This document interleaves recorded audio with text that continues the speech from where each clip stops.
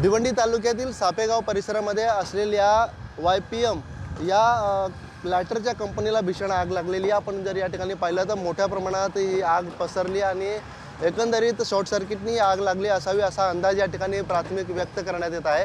आपण जर पाहिलं तरी संपूर्ण कंपनी जी ती आगीच्या भक्ष्यस्थानी सापडलेली आहे। या कंपनीमध्ये मोठ्या प्रमाणात लायटरचं उत्पादन करण्यात येत होतं। आपण जर पाहिलं तर अनेक लायटर जे स्फोट आहेत ते या ठिकाणी स्फोट होत आहेत आणि ते लायटर या ठिकाणी त्या स्फोटामधून बाहेर पडताना दिसत आहेत। त्यामुळे आपण जर एकंदरीत आपण संपूर्ण कंपनी पाहिली तर या कंपनीमध्ये मोठ्या प्रमाणात जे कामगार वर्ग होता ते या ठिकाणी आग लागल्याचं समजतात त्यांनी या कंपनीमधून पळ काढलेला होता।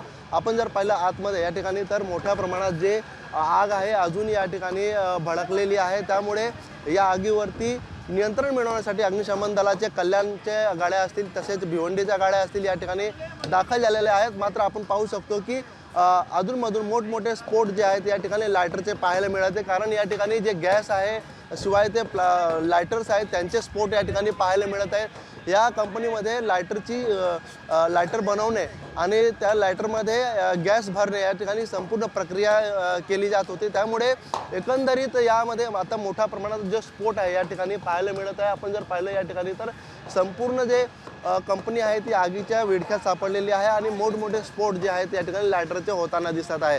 एकंदरीत आपण जर पाहिलं तर ही संपूर्ण कंपनी जी आहे सध्या आगीच्या भक्ष्यस्थानी सापडलेली आहे। माहिती अशी मिळालेली आहे की या ठिकाणी काही बकरे देखील ठेवण्यात आलेले होते, ते आगीच्या भक्ष्यस्थानी सापडले। मात्र सुदैवाने कोणतीही जीवितहानी या ठिकाणी झालेली नाही आहे, कारण वेळेतच या ठिकाणी सर्व नागरिकांनी कामगारांनी या ठिकाणी पळ काढलेला होता बाहेर। सध्या या आगीवरती नियंत्रण मिळवण्यासाठी अग्निशमन दलाचे जवान जे आहेत ते शर्थीने प्रयत्न करताना दिसत आहेत। मात्र कधीपर्यंत या आगीवरती पूर्णपणे नियंत्रण मिळवता येईल हे अजूनही सांगता येत नाही। अनिल वर्मा, ABP माझा, भिवंडी। ABP माझा, उघडा डोळे बघा नीट।